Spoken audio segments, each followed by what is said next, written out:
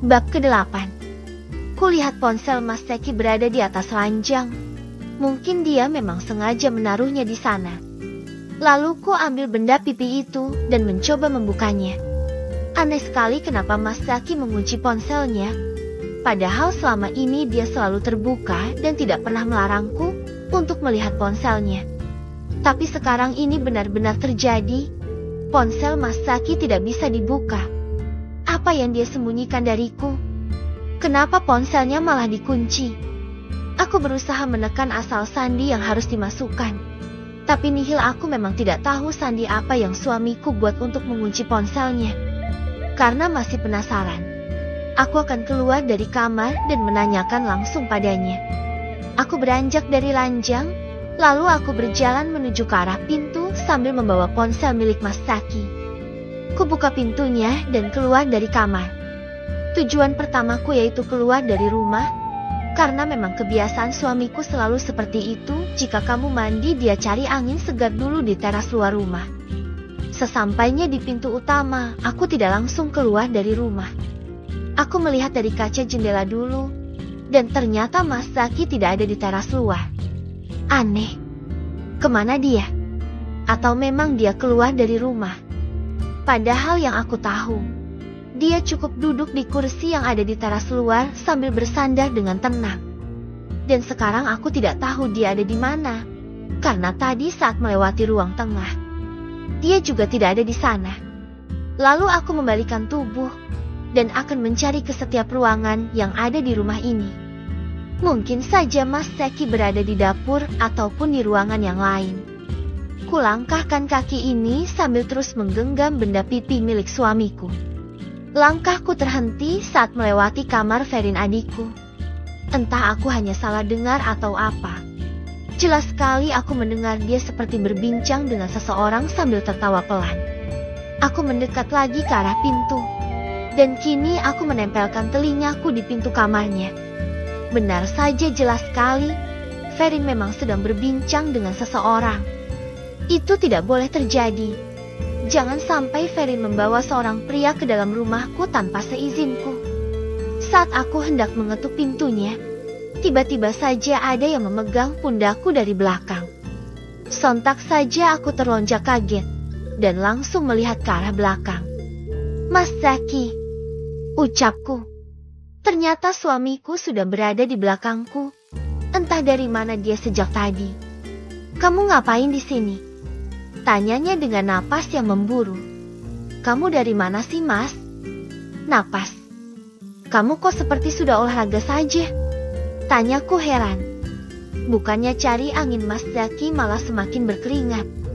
Ditambah napasnya yang memburu seperti sudah melakukan sesuatu. Aku habis dari luar lewat pintu belakang, jawabnya. Mendengar ucapannya aku hanya mengangguk saja. Pantas saja aku cari-cari dia di teras luar tidak ada. Ternyata Mas Seki keluar lewat pintu belakang. Ngapain sih?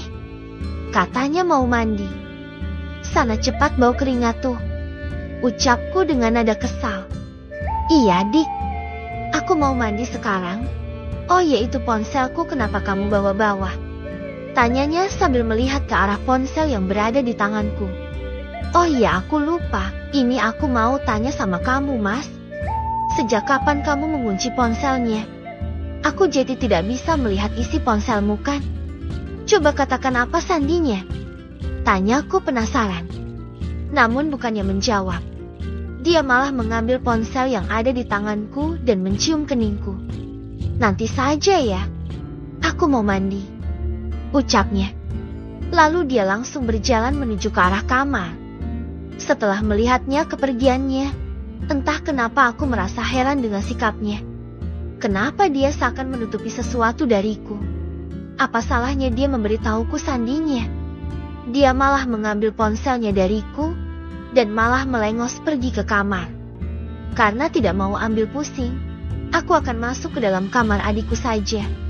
Aku juga ingin tahu dengan siapa tadi dia berbincang. Saat ku buka pintunya, ternyata Ferin sudah menguncinya dari dalam. Itu semakin membuatmu heran dan mencurigainya. Ferin, kamu sedang apa? Aku mengetuk pintu dan memanggilnya. Tidak berselang lama Ferin membuka pintunya dari dalam. Saat dia keluar kulihat wajahnya tampak memerah dan berkeringat juga. Entah sedang apa di dalam kamarnya. Ferin, kamu sedang apa sih di kamar? Kenapa kamu berkeringat seperti itu? Dan aku tadi mendengar kamu sedang berbincang dengan pria di dalam kamarmu. Siapa itu? Tanyaku dengan nada kesal. Langsung saja aku tanyakan pada dia. Karena memang jelas dia seperti sedang berbincang sambil tertawa dengan seorang pria di dalam kamar. Kulihat Ferin memakai pakaian yang ketat lagi. Dan sekarang malah lebih parah. Buah dadanya terlihat menyimbul karena bajunya yang memang ketat sekali. Dia juga memakai rok pendek sehingga terlihatlah kaki mulusnya. Kakak, ini apa-apaan sih? Kenapa kamu selalu menuduhku, Kak? Di kamar tidak ada siapapun. Dasar aneh. Jawabnya dengan nada ketus. Karena tidak percaya dengan ucapannya, aku langsung saja nyelonong masuk ke dalam kamarnya. Kakak, ngapain sih? Ucapnya. Setelah di dalam, ku telisik ruangan itu. Namun ternyata tidak ada orang sama sekali di kamar ini. Aku juga langsung membuka kamar mandinya karena takut ada orang yang bersembunyi di dalamnya. Tapi setelah ku buka pintu kamar mandinya, nihil. Tidak ada siapapun di dalam sana. Aneh sekali. Padahal jelas-jelas aku mendengar Ferin sedang berbincang dengan seorang pria. Tapi ternyata di dalam kamarnya tidak ada siapapun. Kenapa kamu lancang sih, Kak? Selalu saja nuduh. Apa sih maumu? Apa kamu tidak suka dengan kehadiranku di rumah ini? Tanya Ferin. Dia tampak kesal dan marah padaku. Mungkin Ferin merasa jika aku sudah berani menuduhnya yang tidak-tidak. Aku mendengar dengan jelas. Tadi kamu sedang berbincang dengan seseorang di kamarmu. Ucapku pelan. Aku tadi sedang berbincang lewat ponsel. Makanya tanya dulu secara baik-baik, jangan asal nuduh saja. Bikin males deh.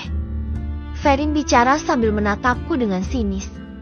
Aku menghela napas panjang. Dan aku juga mengusap dadaku yang terasa sesak. Aku hanya tidak ingin terjadi sesuatu yang buruk pada adikku. Aku selalu khawatir padanya. Ferin, wajar saja aku khawatir. Kamu adalah adikku satu-satunya. Aku tidak mau terjadi sesuatu yang buruk menimpamu. Seharusnya kamu mengerti dengan apa yang kakakmu ini ucapkan. Ucapku. Bukannya mendengar ucapanku, dia malah memasang wajah yang ketus seakan tidak terima dengan apa yang aku katakan.